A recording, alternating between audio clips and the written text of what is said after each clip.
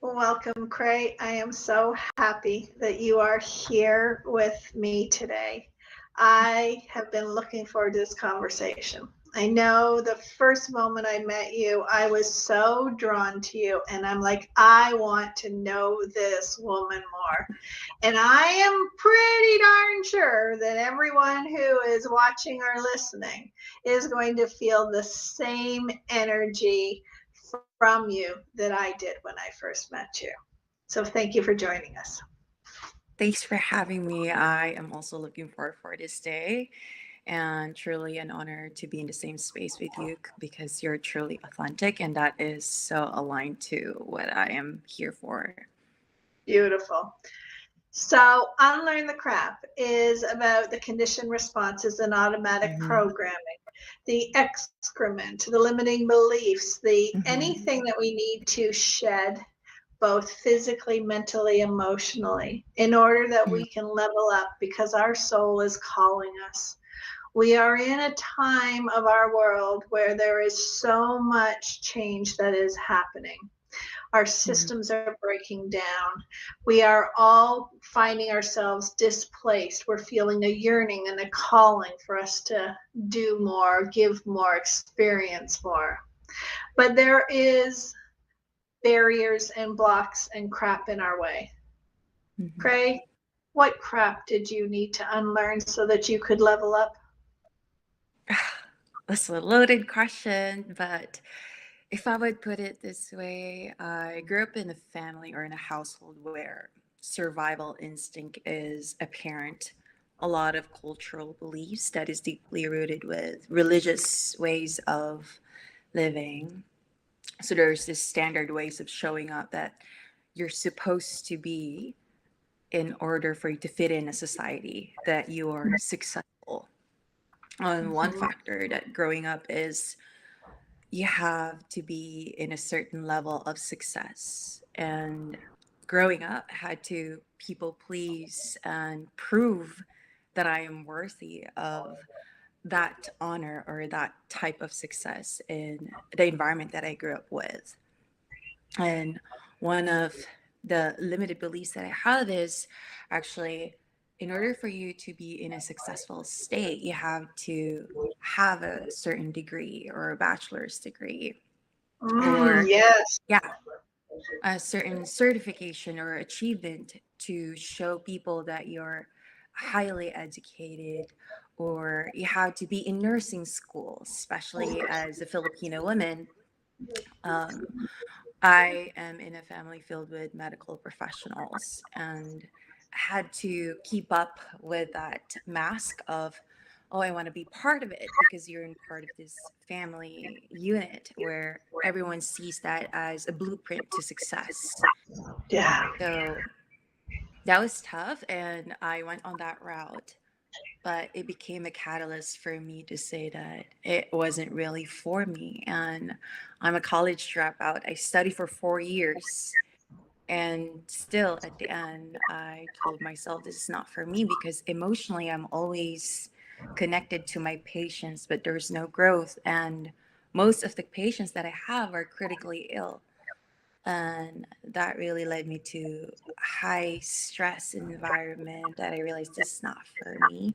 And I learned that in order for me to cope up is I had to always fit in. So people please my friends, even in ways that are actually deteriorating my health, which led me to being diagnosed with an autoimmune disease. And the number one factor is stress. And I'm going to go to that tangent is that I was basically repressing my emotions. And another crap is if you show vulnerability, it's a sign of weakness.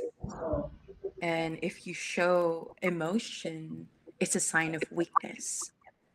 And in my family, there's no safe space. It's not a safe space to cry or to even say, "Oh, I can't do this anymore." It's a privilege to say that, to be honest, in our household because it's deeply rooted with survival instinct. So, yeah, Can that's I can I one of the huge can I one. ask? You say you're from a Filipino family. Were you Yes, raised in the Philippines or were you raised in North America? I was raised in the Philippines. Okay. So Yeah.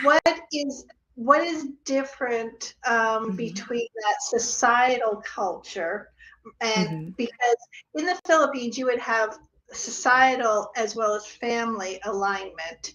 Is Uh-huh. that different than North America, which is where you live now, right? Uh-huh. Uh-huh. So is it different with the society and the family here? Is there conflict or is it Mm. very similar? There are actually similarities, but on a different aspect. One is actually, well, one of the things that I appreciate about when I was here, I was able to explore the sense of freedom. Like, what does that look like? But in here, it's like you have the freedom to express. But in order for you to express that, you have to have a certain foundation. But I wasn't able to build that growing up. So in here in North America, I was able to explore different kinds of personal development, alternative ways that I could heal myself physically. And yeah, in the Philippines, because it's so religiously based, a lot of things were taboo. Mental health is taboo. And Really? it's, yes, it's very, it's deemed, you're like in a mental asylum if you even feel like you're breaking down because you can't handle stress. So Wow. yeah, it was Same as it, here, yeah, same as here in North America. It's only in the uh-huh. last few years that we've been able to identify that stress is a major cause of physical disease because here Yeah. it was a badge of honor, you know? Mm-hmm. Like Mm-hmm. I remember years ago I went to Italy. And in Italy, they have the siesta and they Uh-huh. shut down for like 2 hours in the middle of the afternoon and they go home and they Mm. have a proper meal and they spend time with their family and they rest their body and their businesses close. Yeah. And I'm thinking, there is no way that Yeah. would ever happen in America. No way, because we have to be open as many hours as possible, be available to any customer, and we can't lose a sale and the almighty dollar. Yeah. I'm so glad that you brought that up because what the similarity that I discovered is the hustle mentality out here. So it's like the do and do and do. And, growing up too in a space where you had to constantly prove yourself, it was very similar in the aspect of I have to do more in order to prove that I am worthy of anything in life. So in here, if I stop or rest or pause, I won't get anywhere to where I wanted, and rest too was a taboo. So yeah, until I was a proponent of rest is a full-time job. And I have this one time where I practice resting because what pushed me actually to explore what rest looks like was when I was diagnosed, I was forced by my doctor to have bed rest for 6 months. And I couldn't move. Yeah. Can you just imagine? I had to confront all of my inner demons about what rest, what does it mean to be in stillness? And I think it was a blessing in disguise. And I was here already and understanding that rest is vital because I didn't know what it feels like to be at ease and at peace in my body. I was constantly thinking, no, what do I need to do next? Oh, if I'm sitting here doing nothing, I am lazy. I am useless. I'm unproductive. All of these limited beliefs showed up, and I was able to explore shadow work at that time. And I still remember this. Oh, I'm getting emotional because um, imagine your body, even if us sitting here, my blood pressure is 160 over 100. And I realized that I was functioning in a high anxious state because Yeah. all of this mindset of I have to do more in order to prove people even if it cost me my health, even if it cost my authentic self, even if it suppresses all of the things that brings joy in my life. And joy fuels you to be in the fullest of your expression. I was shamed from dancing because it doesn't make money. I was told that don't explore painting because it doesn't make money. All the parts of me I have rejected from the past. And that brought me to this physical disease, which is I am a little manifestation of I'm not at ease in my body because I am living in someone else's expectations, ways of being culturally, socially, and that really pushed me to understand what does it mean to be at peace, what does being in tune with my authenticity look like.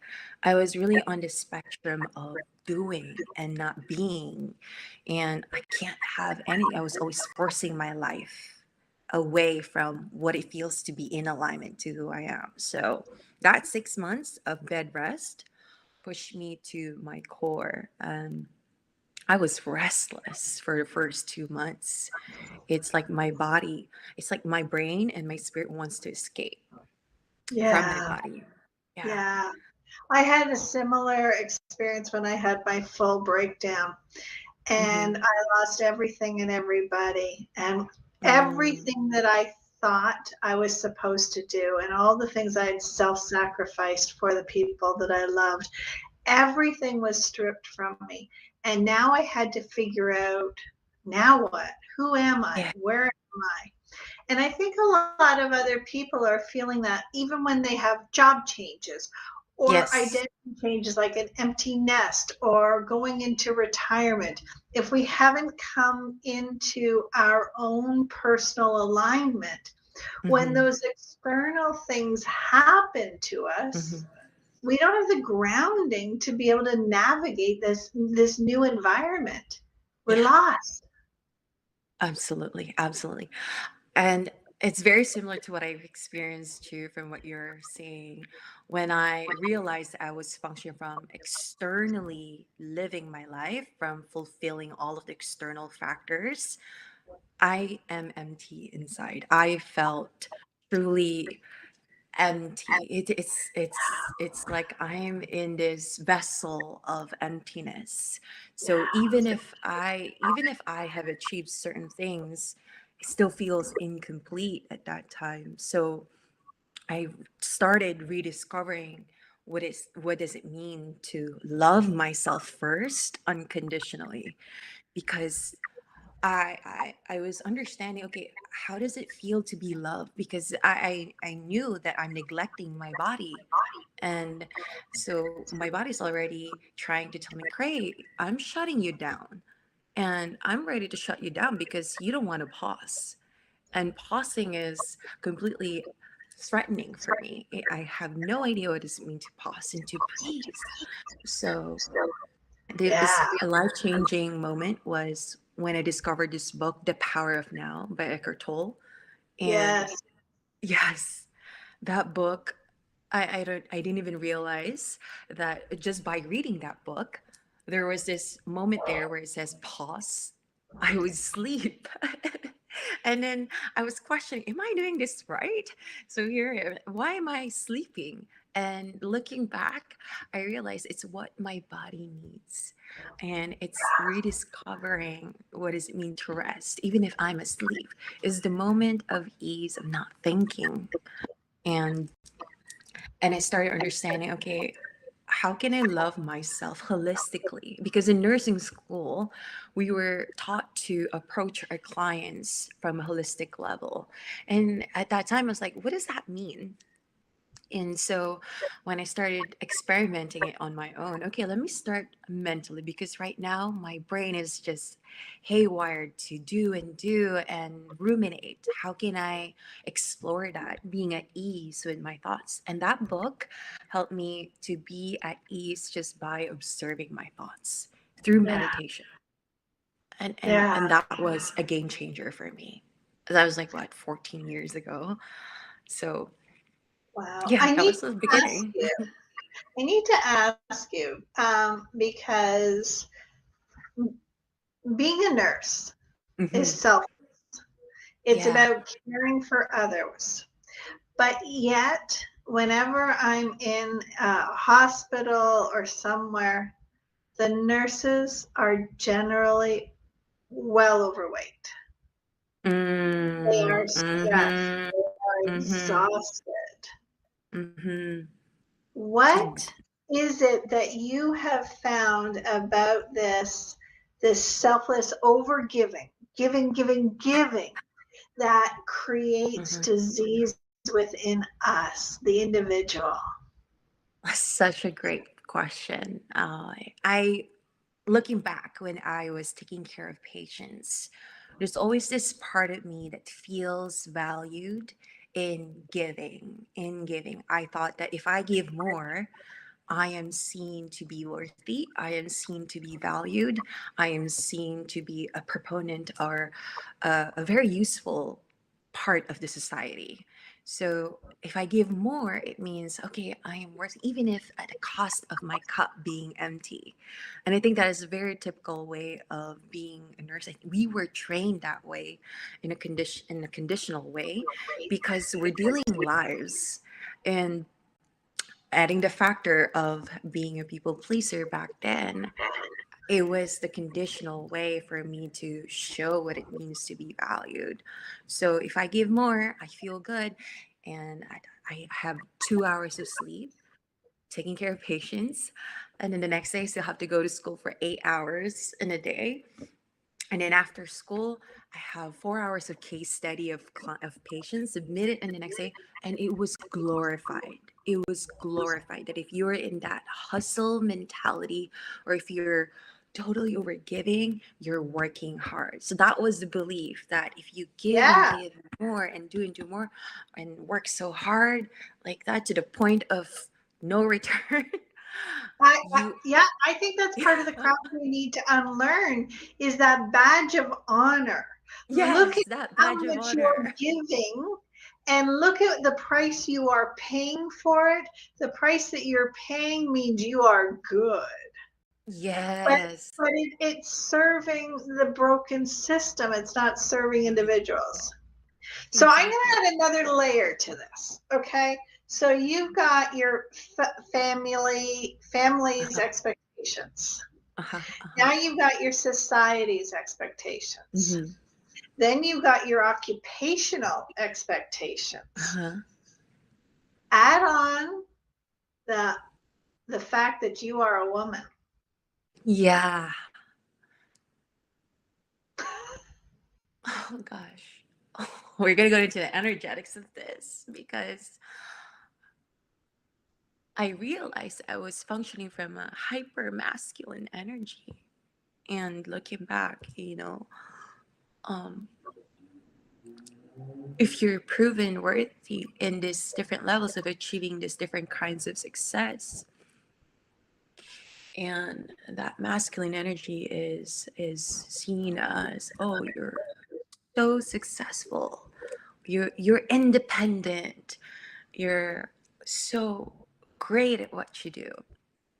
And that, I think I lost my soul at that time.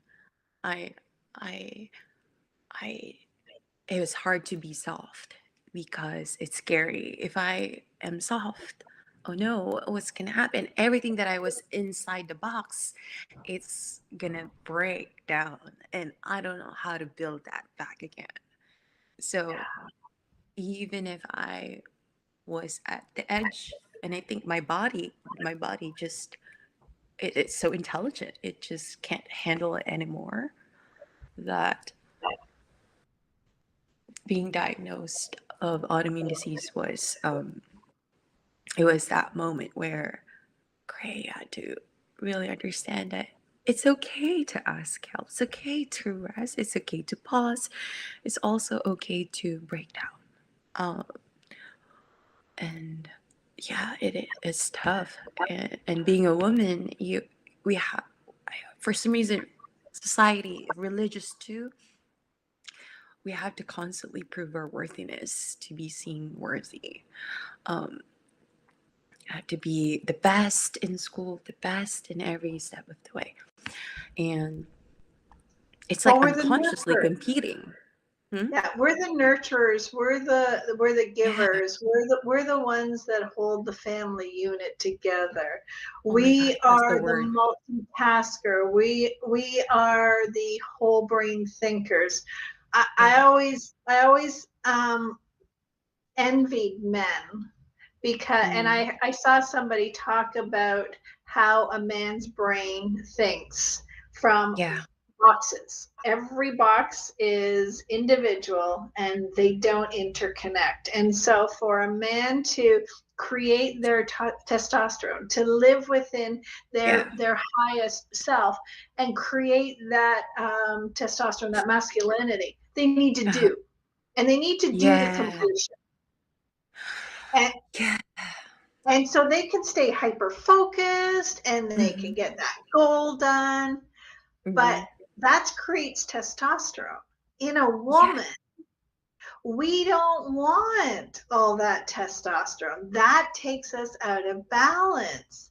So when we Hmm. live in this place where we're feeding the thing that takes us out of alignment instead of feeding the estrogen, the good Hmm. parts of what puts us into our natural Yeah. homeostasis, Yeah. which is rest.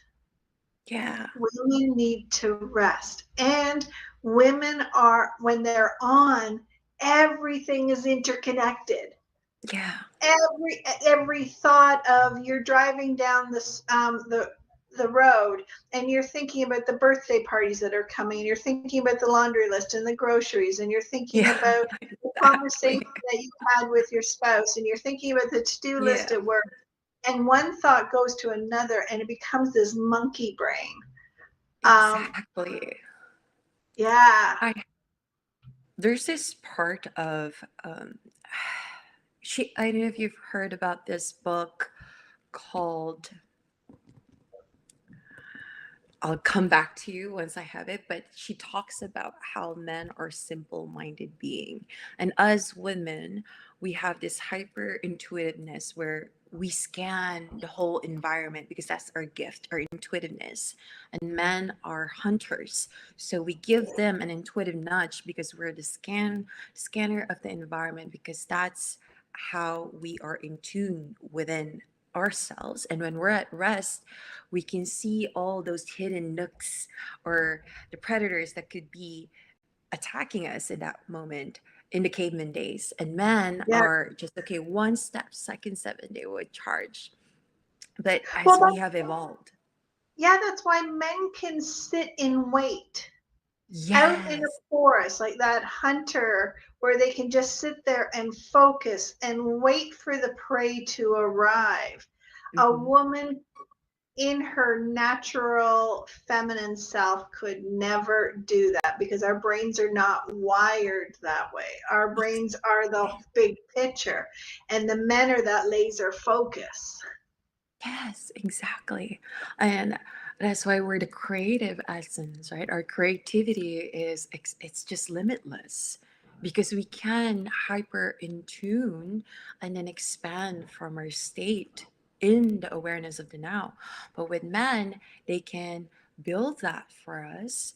And if I put it this way, in the context of contain it, so they could create it into the physical reality for us. So I think that in that essence like allows us to be at ease within ourselves and help men to build, right, from an expansive state with our gifts, with our intuition, with our essence. And I witnessed that ever since I explored rest and ease. My spiritual connection deepened, my connection with the source deepened, and I was able to understand my different ways of being from just allowing. And that's the hardest practice personally when I started exploring rest. Because in allowing, I was able to be open from a heart centered space and grounded. So when I see and hear and feel, I can attest that, oh, that's my intuition. It's accurately deployed because I'm at a resting state. But when we're in a constant survival mode or constant doing, we're always in a stress state. Yeah. Our intuition is I would say it's a mask, actually. It's a coping mechanism to understand and find clarity outside of us instead of Yeah. tuning in. So Yeah. that's what I discovered from unlearning, untethering the crap inside me, that, oh, this is actually not my programming. This is not really who I truly am. The conditioning was just, I just concluded this is all mere belief system that was ingrained inside me that I believe was my truth at that time. And being able to be in this homeostasis, being able to understand my body when, oh, say for example, in my moon cycle, I just love when I'm in, okay, too much information, but I wouldn't share that to every woman, that, when you're in ovulation phase, it's a state where you can explore your creativity. That's where you're so in tune, and the exploration of your sacral energy is just activated. And I found that in my nature, in my moon cycle, I can expand. I have all these different ideas where I jot down and I receive downloads left and right. And on my follicular phase, that's where I take action, I execute from a place of alignment. So all of this, I was able to explore in just unlearning and untethering. And I remembered, oh, this is part of who I am. I absolutely thank you for saying that, Mm-hmm. because one of the things I talk about are the universal laws. And one of the most critical laws is the law of rhythm. The Mm-hmm. law that we have cycles, that we have Mm-hmm. different times when we are at our strongest and our creativity, and that when we Mm-hmm. know what our own personal rhythm is internally but also externally within our environment, and we create alignment with what our natural rhythms are. And you brought that into our feminine cycle. When Yes. we work within that natural cycle, instead of forcing us to conform to an external 9 to 5 or expectations of whatever world, and we Yeah. rise into, this is my time to do this is my time to dance, Mm-hmm. this is my time to paint, this is my time to get down and accomplish things and focus. Mm-hmm. But we have cycles. Yeah, just like the season, right? There's winter season, there's summer, where all the flowers bloom on springtime. So if I, as an earth element, I deeply honor that within me, and that nature is highly intelligent, so as our body. And when you really connect and unlayer those parts of you that telling you that, oh, keep doing, no, it was conditioned in a way that hyper masculine, but yes, it coexists within us, the masculine and the feminine. But if you follow your natural state, you become in a space of, you're in a neutral state where you get to choose, okay, I feel really in tune here right now, I can explore Yes, that yes, creativity yes. today, and it feels authentic. It feels you. You're not masking to just show up. I would give an example just by showing in social media. That's another realm of consciousness. So, how can you show up there where all of this deep fake AI is coming up? How can I show up there where people could really capture the essence of me? I would say the opposite of AI is your natural state. So, how can you tap into that? By unlearning all of this conditioning, unlearning all of that part of you that's telling you to be inauthentic in order to be accepted or to be deemed, seen, or worthy, and start exploring that authenticity just by being you and understanding that slowly. Okay, so you brought up something that has caught my attention, and Mm-hmm. I wanted to bring it to part of know thyself.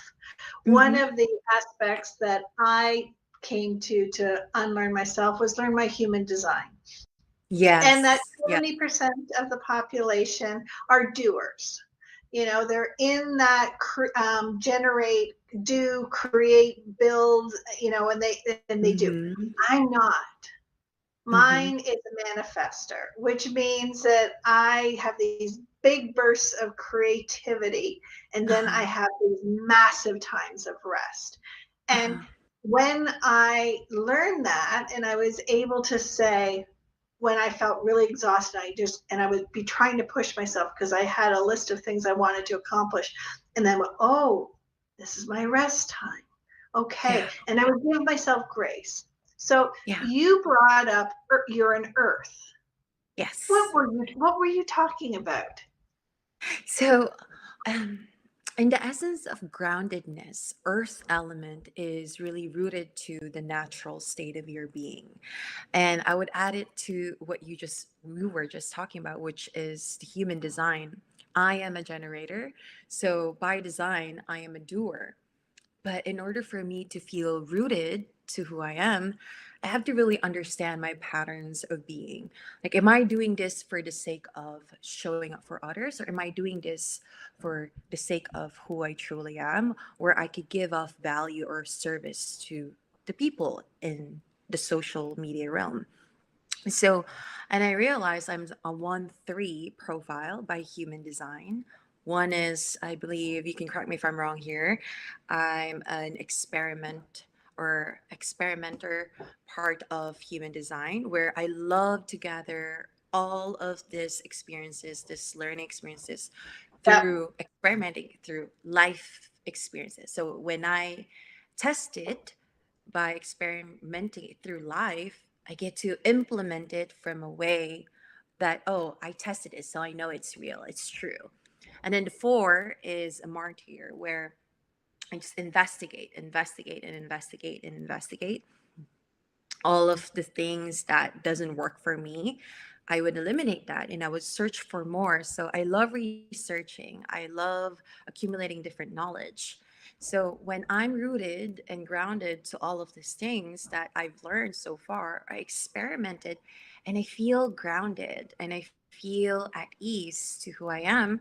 I feel in my element. So dance is one of the biggest practice that I have, and I love being in the flow of my feminine energy when I'm dancing. And I experimented this 5 years ago. Okay, let me try just by exploring looking at myself in the mirror while dancing. And I saw a lot of limiting beliefs just came up just by dancing in front of the mirror. I took class. I was insecure just by being in this room full of women who are so good at dancing. And then I came again on the third time, the fourth time, and I felt grounded. Okay, wait, this is actually getting better and better. And then I realized I've suppressed that part of me that wanted to just dance and be free without judging myself. So I rooted myself from, what if I could just dance by no one, like no one's watching, and just go into class with the intention and pray to just be love in dancing. And I started doing that. I focused on my whole internal alignment with my movement and I allow the energy to just flow. Every time, it's like a transformative energy that I was transmuting from the negative thinking of, ooh, you look awkward in that movement. Ooh, that's not sexy. Ooh, why are you touching yourself? I was able to dismantle it somatically. And that experimentation, and I took different classes and was very intentional with teachers that I take, because some teachers just teach to teach, but some have really deep values. And that's where I pick small pieces of who I am at my core. And I felt that this is my element, this is my space. And it felt safe for me. I was able to practice spiritual connection with different goddess, or just by tapping into different energy centers. And that was actually an opportunity for me to birth energy in motion. And that's why here I am. Every time I dance, there's like a different surge of energy that's coming out of me. And it's like I'm a whole different, or I would say an amplified being the next day after that dance class. That is so fantastic. But I need to get you back to my question. What Okay. is an earth person? Aren't we Hmm. all earth people? Or are you Hmm. talking about elemental, like earth, water, fire, air? Yes, elemental. Yes. So Okay. I'm Can you explain mhm. what those elements are and how do Okay. we So discover? yeah, absolutely. So Pisces is a water element. So Pisces is actually the oldest zodiac and the most spiritual one. And their element is ocean or the water. So just imagine their energy in just an energy aspect. So when someone is in tune with their element, let's say she is in tune with her water element, she allows her emotion to be. And I know a client of mine who have suppressed her emotions for so long, but when we actually try to explore her ocean self of just emotionally expressing, just like water, it take up space in different containers. And when she practiced that, just by expressing, taking up space, allowing her water to flow, she's able to really consistently tune into that element and not restricting, but by allowing. So Now, are you saying that it's not that we're one element, we're all elements? I'm saying that there is also parts of your zodiac or your birth chart where you can actually tap into this different kinds of element that you have. Say, for example, for me, I'm an earth element by birth, but in my birth chart, in my moon rise or my moon sign, it is actually Sagittarius. So moon is actually your emotion. So the element of Sagittarius is actually fire, which is ambitious, explore, and next level. So you give yourself permission to be this way, that it feels more rooted and grounded and aligned to what you are by not thinking, oh, I'm too ambitious. No, it's actually part of your birth chart. You can explore that. And it's like a permission slip to be. And Oh, if you think you were too much of this way, it's actually who you are. And then I have another sign, which is Scorpio, and it's actually also a water element. I'm able to explore that in my rising. So it's like the way I'm motivated in life. So when I dance, I tap into this element and I move through that. And I allow that energy to just be emotionally in the flow of the water element. So when I move, I don't feel like I am rigid or I'm in a masculine energy, but it allows the feminine to be through dance. So these are the things, right? Another aspect that we can explore and get to understand parts of us that we may have been suppressing or repressing. But by understanding that this is actually who you are, you give a permission slip, just like the human design. Like my nerdy self back in the days was deemed to be, oh, you're too nerdy. You're such a nerd. I was labeled that way. But now I'm like, yes, I have tons and tons of books and I love it. I love to learn. So it's just giving you that authentic parts of you that you can be that way without labeling or boxing you. it's validation because you're right. You Yeah. brought up the word too. Mm-hmm. We've been told we're too much, we're too loud, we're too Mm-hmm. big, we're too small, we're too smart, we're too dumb. Like I mean, we are too to death. Whereas when you know who you naturally are, Yes. now when that feeling or that external judgment, you can own Mm-hmm. it, you can validate it. I remember Oprah said that human beings all have the same need, and that need is to be seen and heard Mm-hmm. and validated that we matter. Mm-hmm. And Yeah. so when we trigger somebody for them to create a judgment in us, to label us to something, it's about them. But our reaction to that too Mm-hmm. is either acknowledgement, yeah, that's who I Yeah. am, or it's, oh, I'm sorry, and you start to shrink, Mm-hmm. Mm-hmm. right? Mm-hmm. Yeah, exactly, exactly. And for the longest time, that belief system that I've had, that if you're being too much or too much of your authentic self or showing off all of this, you're not humble enough, or you're just showing off. And there's this bragging rights that people think that, oh, so who do you think you are? Mm. And yeah, and those are the question that actually comes up whenever someone steps outside of the box. And everyone who deemed this person who's inauthentic for so long would be seen as, oh, you're being too much. Okay, who do you think you are?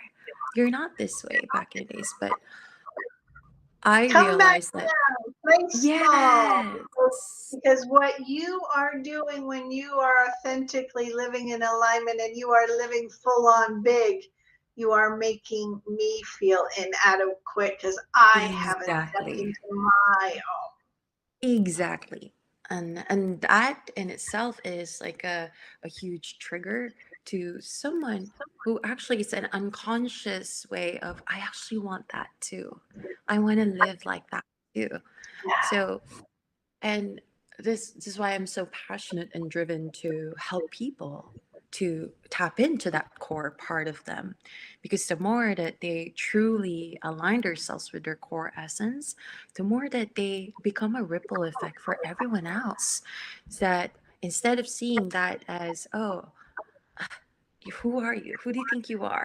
More of like, I want to be to feel that way too, so I could feel grounded, so I could feel in tune with my elements, so I could just be authentically who I am, so I could Yeah. explore this part of me, And right? walk around with the strength of conviction of knowing who you are. You are grounded and you go, hell Hmm. yeah, Yeah. this is who I am. Hell yeah. Craig, you brought up a topic that I want us to explore right now, and that Hmm. is how you help your clients.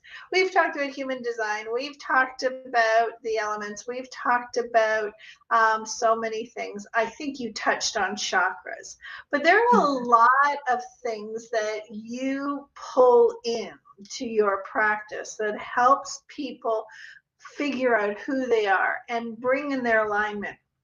And it Hmm. is so critically important that we all do that. They have proven that the highest vibration that we can live is not in gratitude and it is not in love, it is in alignment. Hmm. So, what do you do? How do you help people? Yeah, so first is actually I bring into my clients' awareness the 4A, which I call, is to really check in within themselves. Where are they in their journey? Are the first A is awareness. Are you fully aware to what you are currently going through? Right? Some people, oh, I know I have all of these limited beliefs, but are you truly aware? The second A is acknowledgement. Are Mm, you emotionally in tune, or do you acknowledge how much this has been costing you for so oh, long? Have you been oh, repressing and denying that this mm, is what you're going through? Third A is acceptance. When was the last time you truly accepted that you've had enough, that I, I'm just too tired, or that you've accepted the fact that this is what you're becoming and it's yeah, not who you truly are? And the yeah, last A is actualization, which is my role, where I guide my clients to help them self actualize, empower them, understand different parts of their well being where they are neglecting, and bring in all of these tools that I just mentioned, different frameworks where they could feel that they have the capacity that we co create together, that they can absolutely change and come back to their alignment, to their homeostasis, is what you mentioned, to their natural state, where they can choose differently and deliberately create from an authentic place. So, um, yeah, and I would bring in the first part of this is the energetics. So we understand, okay, are you fully aware of your emotional capacity? Where do you mostly go when you're triggered? So I guide them with this framework or this workbook every day to assess how much are they emotionally in tune within themselves. And that's where I bring in the four C's. And C, the first C is actually your connection to your mind, body, and spirit. Are you aware of your inner thoughts, the voices that's coming up for you in your mind? And then are you connected to your body where when it says you need to pause or you're tired, do you honor it? Are you connected with what your mind is telling you to come home to your body? And then your spirit. Are you connected to your spirit when it wants you to be, when it wants you to just have this sense of trust again, despite of the chaos that's happening? You have that space for solitude. Another C is the courage, where we both are talking about actually, where it's a space for every being to be brave enough to be vulnerable. That the more vulnerable you are in the process of healing, the more sense of belongingness and portal of change happens. And Brene Brown have said that vulnerability is the key to actually authenticity. And Yeah. then the third C is compassion, because it's hard to see ourselves changing because we're too into doing. And when compassionate inquiry comes in, is where all the questions, I invoke questions and different ways of self investigation for they can have this space to ask within and account all of that small wins or big wins. It becomes like a compound effect of change that they witness themselves growing like a seed that you water every single day. And Yeah. the last C is really, I love this C because this one is the part where everyone thinks that when you're in a healing journey, there's no space for curiosity, and becoming curious to what you are going through allows you to take a step back, to not identify yourself from the past or the future, but you become in one with the present now. Because when you get curious, you get to decide, oh, okay, what is happening to me right now? Okay, wait, this voice is coming in. Wait, this is actually from my old conditioning. Oh, wait, who is this person talking? How old is this person that's functioning right now?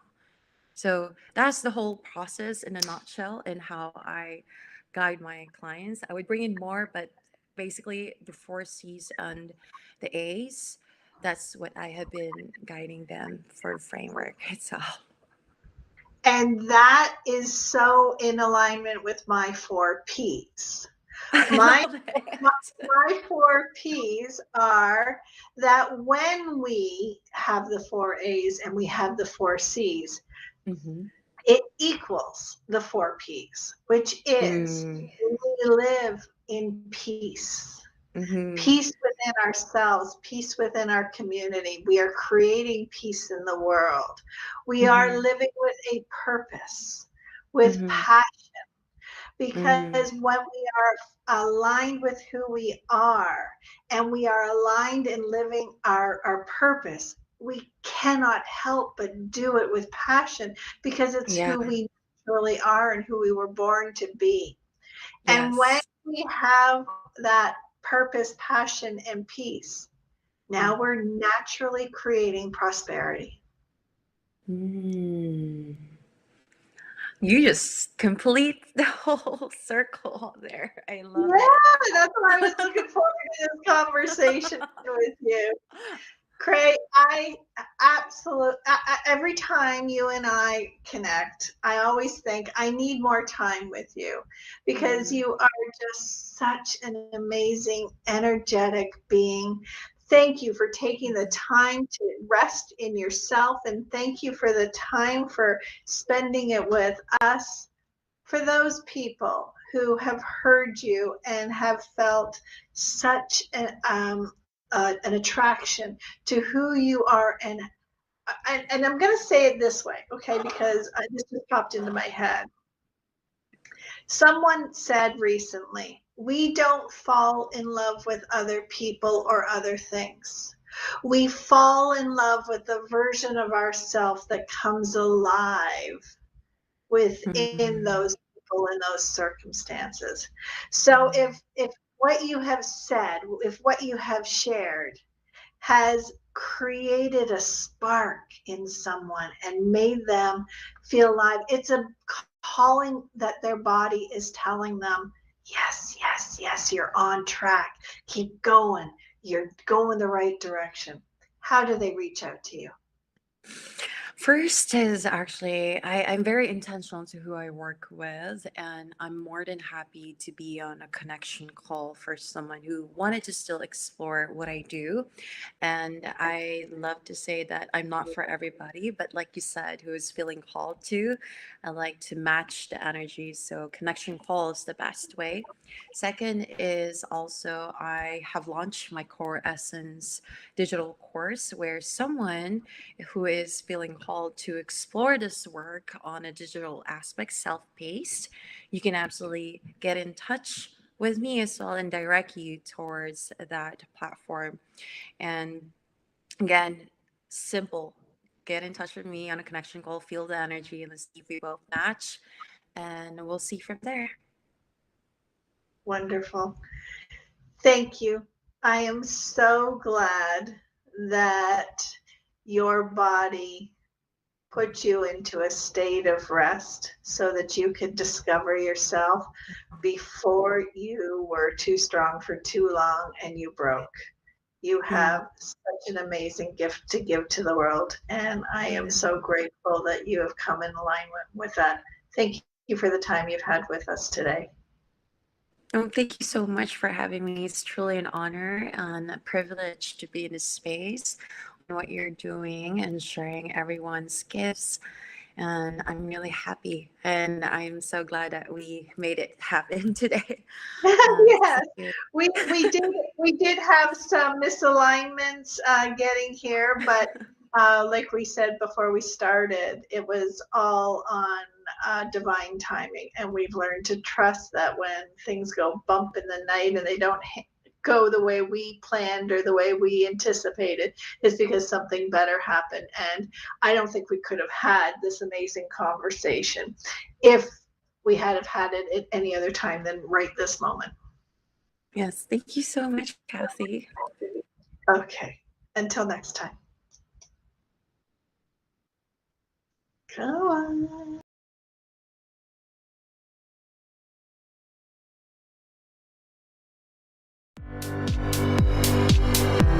This has been Unlearn the Crap TV with your host, Kathy Baldwin.